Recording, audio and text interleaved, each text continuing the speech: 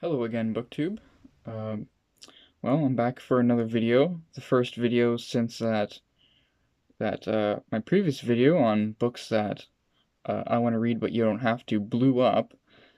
It's got over like 6,000 views, and I got my subscriber count uh, increased by 5 at least.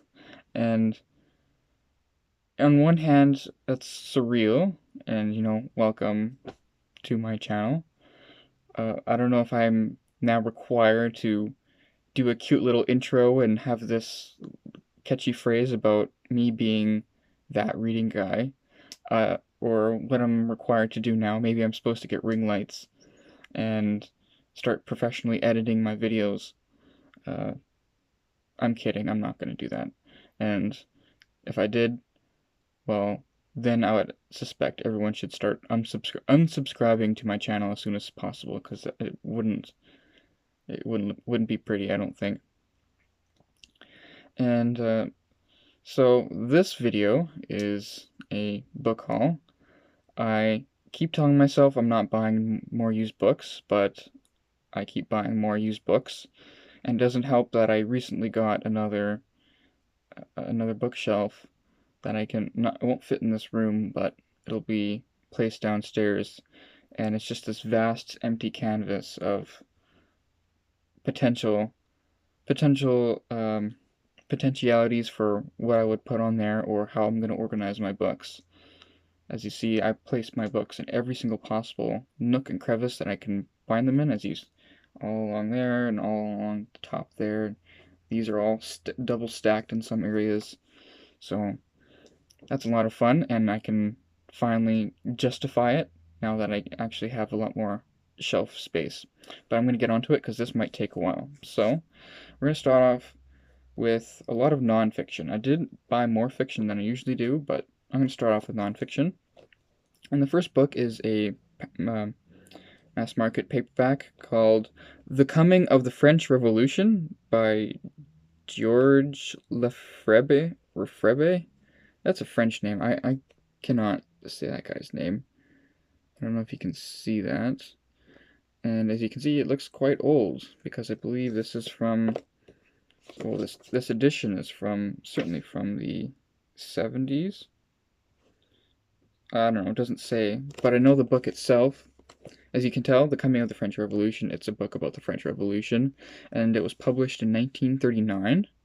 And this edition is a translated edition by R.R. Palmer, and I'm really interested in the French Revolution. That's one of my I'm always very interested in that movement from like pre-modernity, like Middle Ages, to like movement to like Renaissance and modernity and Enlightenment, and the transition into the Industrial Revolution, and that includes, of course, the French Revolution as one of the major uh, breaking points between tradition and custom to a new system of government, a new system and way of organizing politics. And I don't have that many books on the French Revolution, so I picked this one up, even though I wasn't quite sure, because I don't think it looks very good, or at least the cover doesn't look very good, and it's an old paperback and a book from 1939. I don't know how well that will stand up, considered compared to modern scholarship, but I'm willing to give it a try, also because the translator is R.R. Palmer, which, if you recognize him, he is a noted scholar in English, and he's written a lot about these kinds of subjects. I have his big textbook, was it Modern Civilization, something about modern civilization, and it goes from like 1500 AD all the way up to whatever contemporary age in which he wrote that book, which I think is like 70s or 80s. And so I have that book by Palmer, and that was really what sold me on this book. Also, the blurb on the back talks about how this book was apparently censored during the Second World War, when France was mostly occupied by Nazis or Nazi sympathizers. So that adds an extra interesting element, and it was first published in English in 1947 by Princeton University Press. So, but this is a vintage paperback. So that's that book. Next is a book called Civilization, the West and the Rest by Niall Ferguson. Niall Ferguson. I've heard quite a bit about this author, at least in the sense that he's controversial in some sense, and he writes a lot of shorter books about these issues of like Western civilization, or the other book I have of him actually is History of Money or something, and it seems like his books are too short to justify their topic. Like this book potentially, at least from reading the back and flipping through it a bit, is talking about why the West developed and overcame the rest of the world, and he argues based off of like seven. He chooses seven distinctions of the West compared to, I guess, Eastern and Southern civilizations that don't compare with Western civilization. And so he goes through competition, science, property, medicine, consumption, consumption, like consumer society, that kind of consumption, and work. So that's six, and he goes through those and argues that the West did those way better and in more novel ways than any other civilization, and he only does that or he gives himself 320 pages to make that argument. So I don't know how in depth he'll actually go and how interesting that will be. But I thought I'd give it a try because that is a topic that does interest me, like Western society and how it compares to non-Western societies, and just how the West developed. And so there's that book. Next is The Fall of the Roman Empire, A New History. And this is by Peter Heather. Yes, by Peter Heather. And Rome interests me, but not as much as it does a lot of other people. I know there's a lot of Rome is usually one of those topics where people can be really really strong fanatics, where they read up everything about Rome, or at least read everything popular about Rome. And you have the memes about men always talking or thinking about the fall of the Roman Empire, and whatever things like that. And I almost passed on this book because it looks just like another popular Roman history. I would much rather buy just a big fat scholarly book from a university press. But I recognized this name, and in the used bookstore, I actually searched up his name on Amazon, and he's got a lot of scholarly books on the topic, and he's also he recently published a book that I really would like to read.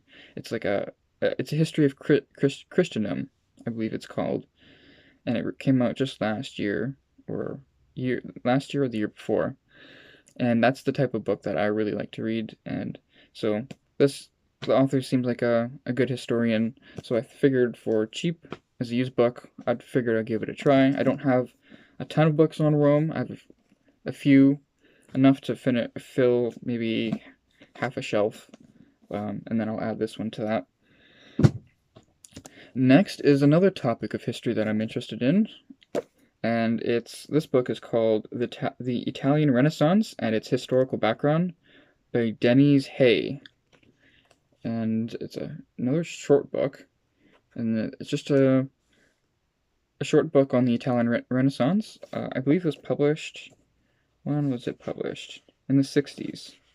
Published in the 60s, and based off of his lecture series. Yeah, it says it's based off of a lecture series.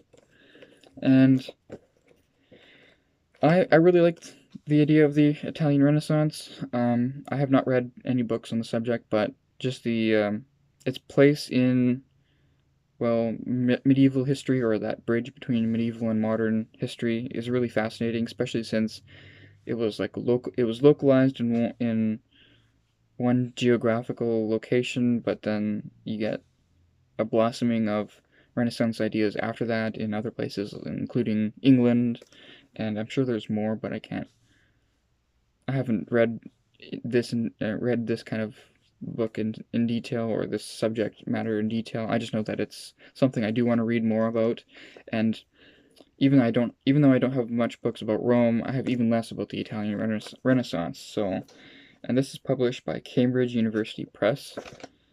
So I figured for cheap, I would give that a try as well. Next is a book that I have never actually heard of, by an author I've never heard of. But then again, the subject is also one that interests me. This is called Life at the Bottom, the Worldview That Makes the Underclass. And as you see, there's a blurb there by Thomas Sowell.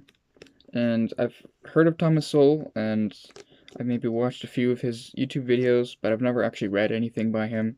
I know he's very popular among conservative thinkers, and I've heard some of his ideas, which do sound interesting, though I've never been compelled to pick up one of his books before. But what really sold me for this book was the description where uh, this author, Dalrymple, Theodore Dalrymple, he makes the argument that long-term poverty is caused not by economics, but by a dysfunctional set of values, one that is continually reinforced by an elite culture searching for victims. And that was the line that really sold me on this book.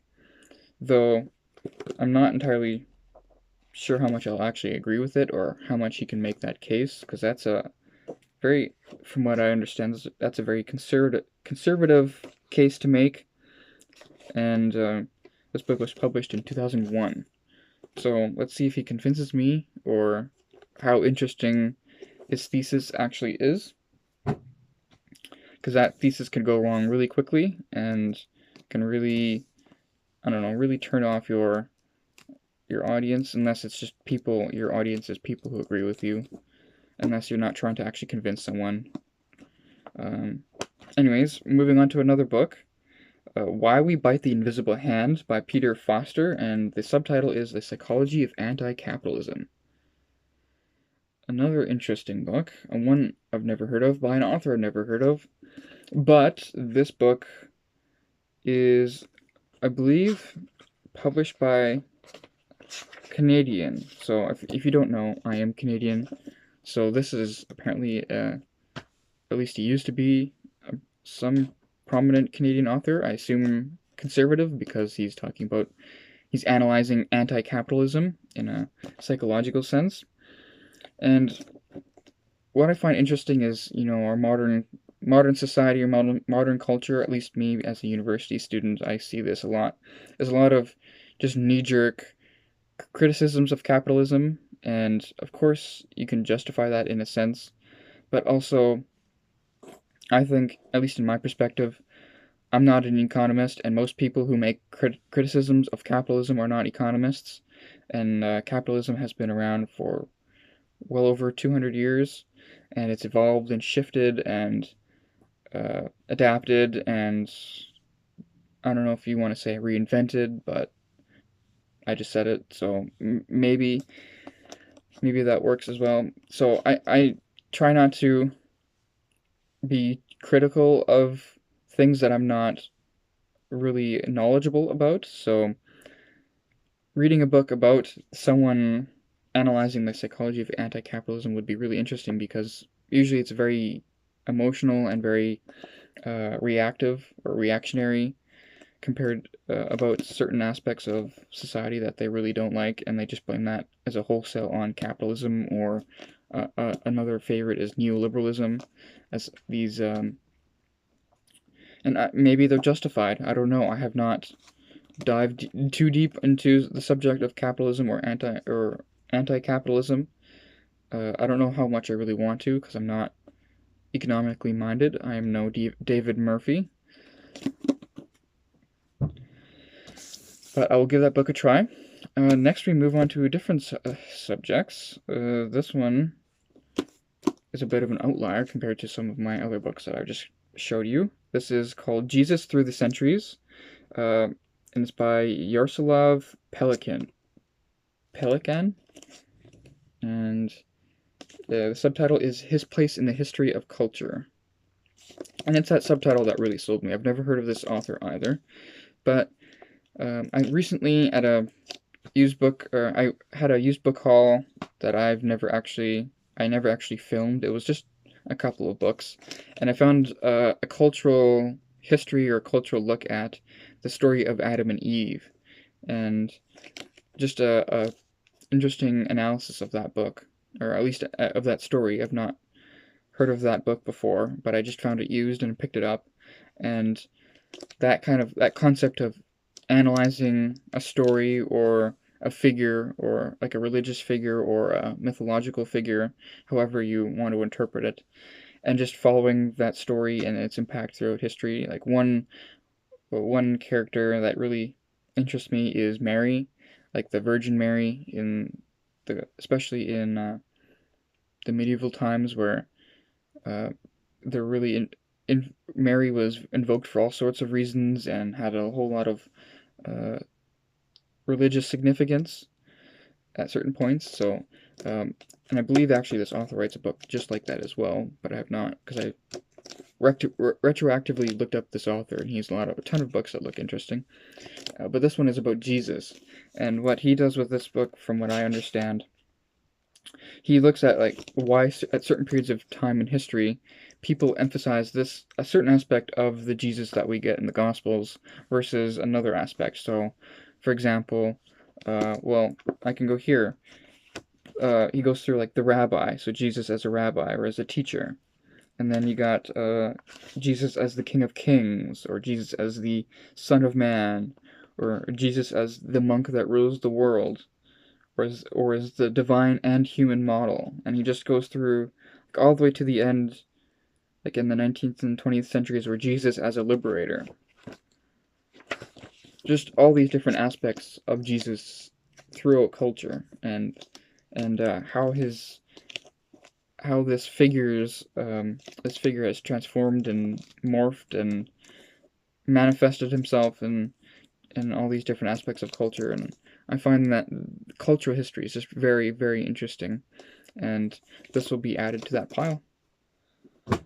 Next is a book that actually had been on my wish list, I think almost since it came out, but I don't usually buy new books unless I really want them, so I was fine with just waiting and sitting it out before, and it worked out this time as I found a used copy for cheap. And this is War: How Conflict Shaped Us by Margaret Macmillan. And this is her book on war. She is a relatively popular historian, I believe, and I own her one book on the lead up to World War One, and I have not read that book yet. I also found that one used, but this is just her general book on war and conflict and how that fits in history. I believe there's a lot more books on this exact subject, but this is a popular author and a well recommended author from what I've heard, and so having her take on this subject is something that I think will be enlightening, and I believe she is a well regarded historian. She's not like when you think of popular historian, I think at least of like people who dumb down their subject, as you saw with my concern about that Rome book. But I don't know if she does that, or at least I've heard that she's a respectable historian and someone worth reading. So I'm very glad to find that. Next, we have 2 textbooks. Yes, I'm one of those nerds who likes to pick up dense textbooks, and I did look through them. They don't have any highlighting in them. So the first textbook is The Cultures of the West, A History, Volume 1, by Clifford R. Beckman. And Volume 1 is from the beginning to 1750, and it's the second edition. It's a very nice thing, and it's almost brand new, glossy and shiny, and I got it for really cheap used. And I love these kinds of ideas, these kinds of histories. As you saw with the book on Jesus, that was a cultural history focusing on the figure of Jesus. This is just a cultural history in general, and it's a textbook, so it's meant to be used in schools. And I did look up, once I got home, I did look up the second volume online, and if I were to order that second volume online for used and without ever actually being able to see the internals of the book or the condition it's in, then I would be paying like $24, I believe. And that would be what, 4 times the amount I spent on this book, just finding it used. So I'll just make do with volume 1 for now. But anyways, what he does with this book, as I went through the table of contents, this book was published in 2016, and he basically goes through histories of ideas and religion and myths and different aspects of what people found important. So it's not like, from what I understand, cultural history is where you shift the aspect of your focus from like major rulers, major battles, and uh, you know things like that, battles, rulers, and you move on into the aspect of what people actually found important and what they believed, and maybe you'd focus more on like a religious aspect, or what did they find important? What did they value in their point in history, and what was their, like, we have our own culture today, and when you think of people, if they were writing a history about our modern age, you'd have to include like the prevalence of things like internet memes or social media culture, and how did that impact the people. Well, in this age, and in this history book, or in cultural histories, my understanding is that they look at the very different aspects of their culture in their own time period, which is not always something you get from a traditional history of the Western world, or of just in general, just a history book in general. Next book is another textbook, and this one is called Human Rights, Politics and Practice by Michael Goodhart. And human rights is a subject that really, really interests me as well. It's because human rights seems to become more and more encompassed with a lot of different ideas in our modern age, where it's like, is it a human right to own a phone? Is it a human right to access Wi-Fi? Is it, I don't know, is it a human right for, I don't know, it's all these different aspects of what it means to have human rights. Is it human right to have healthcare? All these different kinds of debates about human rights, and I find that the whole topic, or the whole discussion, can get really muddled down quite quickly, because it's more or less people shouting at each other, and you get that traditional political divide that everyone just gets frustrated by the other side, that they can't see or hear their own points. So for me, I want to understand this. I've been looking for books on this subject, and the good thing about this book is that it was published in 2009, which is I'd say pre almost everything, in the sense of uh, the cultural shifting at universities, or the cultural shifting in the political sphere. So, for example, 2009, this would be pre-2016 election, or pre-2020 COVID, or like pre-2020 riots. And I find if you're going to write a book about human rights after 2020, you're going to have to include all those things, and chances are just whatever you write in that book is going to be instantly perceived as biased and choosing a side. So having a book from 2009, a textbook that's meant to be read in schools, and this book is different from that last textbook I showed you. That textbook had just one author. Well, this textbook has I believe, yeah, 20 chapters. 20, 20 chapters, and they're each written by a scholar in the field. So, and just exploring a different aspect of human rights. So I find that would be really refreshing, and just another take on human rights that will be clear of our current political debates, which I get really tired of really quite quickly. So I'm thinking I should stop there, unless I choose. Well, I have one more book that I could do, and then I'll continue with the more fiction aspect in another video because I'm nattering on for quite a while. But this next book is actually one of the gems of my used book haul, and this is a translation of the Essays of Montaine. And look at that dust jacket. And this book is just volume 1. There's 3 volumes, and it's translated and edited by Jacob Zetlin. And this is a translation from the 30s. So this first volume was published in 1934, I believe. And as you see, that dust jacket is very sad.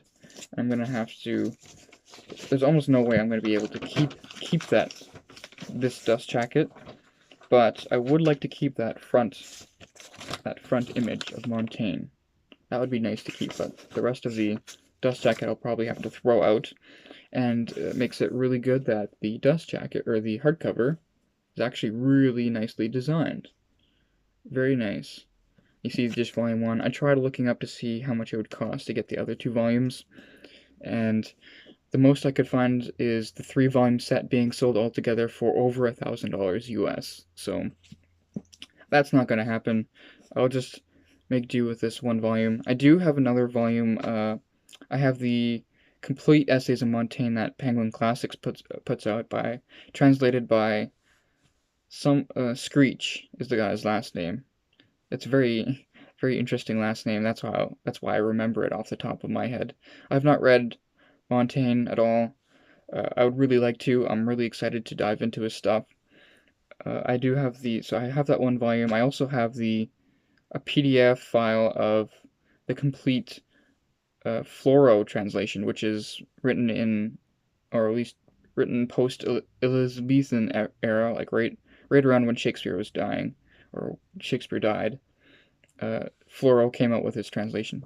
Oh no, that's not true. I'm thinking of his translation of the Decameron. That was written published when Shakespeare was dying. The Floro translation of the Essays of Montaigne was published just around when Queen Elizabeth was dying, so around 1601, 1602, or just something like that. So I do have this other translation now. So I have Screech, and then I have the Floro on my e-reader, and then I have this volume 1 of Jacob Zetland. I've never heard of him, though I do. This is very well annotated for a book from 1930s, and it's got quite a long introduction. I believe that the introduction is 75 pages. But anyways, I see that I've gone on for almost 30 minutes. Good grief! So I'll stop it there. I'll do a separate haul on I have another stack of books right here for fiction. I hope that won't go on as long, because I know that I can be a slow talker, and which surprises me why so many people subscribe to my channel, and why so many people would want to hear me talk about books that I've never even read, or at least most of the time. Like if I'm doing a haul like this, I have not read these books, and what best I can do is give you the little bit of knowledge about why I chose the book in the first place. Anyways, it's a mystery why people subscribed, or why that 40-minute video had so many views, but welcome here. I got another mail haul planned. I have a few more videos also planned, like what am I reading currently. I do want to do a short review of a book that I recently completed, and there's also a tag that I was tagged in. the War and Peace tag. So look out for that, and I'll see you later, BookTube.